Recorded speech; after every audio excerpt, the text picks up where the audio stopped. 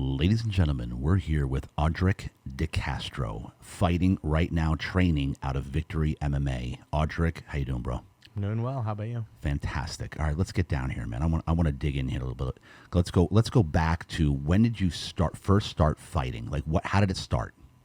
Well, I started wrestling in high school. Okay. What age would you say? 15, About 16? 15. Okay. Yeah. That's Well, where it started, wrestling? Yes. Okay. And then how did it progress from there? Well, I saw my first UFC with some of my teammates. It was UFC 100, I believe, Yep. with Brock Lesnar and Frank Mir. Yeah. And I was like, oh, dude, Brock Lesnar, national champ, Yeah. Division 1. He's going to smash this guy. Frank Mir knee-barred him in the first round or something. I was like, I got to learn this jiu-jitsu. So... And that's yeah, what inspired you to go further, like to learn other than just wrestling? Yeah, so I still wrestled throughout high school and then a little bit at Palomar College. And then, but in between, I was doing jiu-jitsu classes and boxing. And how old are you now? I'm 32. Oh, you're 32. So you started at 15, started with wrestling. Okay, so then you went into, what was the first martial art? Did you do a martial art or did you go right into MMA? I did jiu-jitsu starting in like 2012. 2012. And how old were you then? 20, I think. That would make you... I turned 21 right after I started. Okay, 21. And it was the Brock Lesnar fight with Frank Mir that inspired you to do MMA. Yeah, a little bit of that, like Yeah. Nate Diaz as well. So, And who would you say, on that note, who would you say right now is your the fighter that inspires you the most? well, I would say Alexander Volkanovski. Oh, really? Yeah, I got to root for my short kings. Man. Come on. No way. Yeah. What is it about him that you love? He just seems like a very wholesome guy, really hard worker, very smart, and he's there for all of his teammates and he's there for his family. Kind of like life goals. Want to be, all around a good guy. Nice. And then go back to anything in childhood that how were you raised? Did you have a traditional household? Anything crazy happen? Yeah, that's kind of weird. Yeah. Yeah. Because usually people kind of a don't get hectic into family. fighting. So I like to go back and figure out what in childhood was there anything that led you to it? Like any crazy things going on in childhood? Yeah. I mean, I was kind of rough growing up. Okay. My parents were pretty young. Yeah. They could have done a lot better. With that said, they did do their best, Yeah. but it could have been a lot better. And then, my dad had to go away for a bit. Okay. And like I was getting into fights at school. Like Yeah. I was a easy target. I was smaller. Like when I was in 4th grade, I got in my first fight.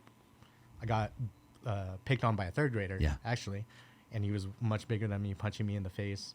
So didn't really know what to go to from there. Yep. Or who to go to, and I just started fighting, and then he started getting his friends. None of my friends were fighters, so I had to fend for myself for every time. Yeah. And I was a small target, easy target for years because, I mean, I've always been small. Yeah. So people like to pick on that. Yeah, and then how did that what effect did that have on you? Did it make you angry and say, you know what, I'm gonna fight for myself. Like I'm gonna learn how to fight.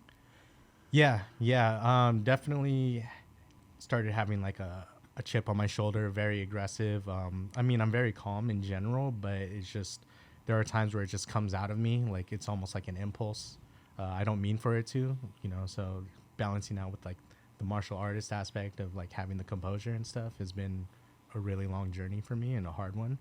But yeah, definitely very, very aggressive, definitely acting on impulse a little bit too much, sometimes escalating a situation, actually oftentimes escalating a situation when I shouldn't have.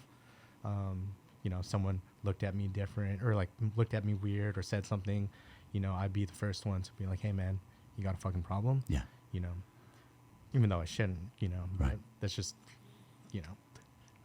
I'm telling you, dude, this is like I'm shocked because you seem like the nicest guy. thank you.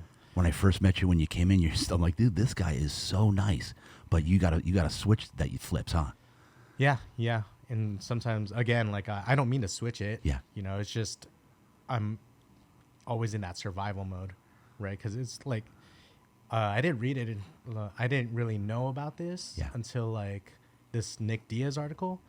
But I would go to high school, and again, I'm tiny, and all the gangbangers would be like trying to posture up, trying to like stare you down. So you can't look directly at them or it's a fight, but you can't look too far away from them because they know you're a bitch, and then it's a fight. So you have to look like at that in between, and I didn't realize I was doing stuff like that pretty much my whole life. So yeah, that's just, figuring myself out. Like I'm always like, I'm kind of a product of my environment. Yeah. And I'm trying to overcome that. And so would you say that the childhood you said was, it could have been better, but would you say that was a big reason as to why you've got that in you? Like yeah? Yes, 100%. 100%. Yeah. And so now, tell me because how many days a week do you train? I train every day. Okay. 7 days a week. Yes. What's your main forte? Like, what are you best at, would you say? Honestly, I'm best at probably gi jiu-jitsu. Oh, really? Yeah. So trying to translate my skills to MMA is, that's a journey as well. And when did you start the MMA training? How many years ago? The actual MMA training? Last year.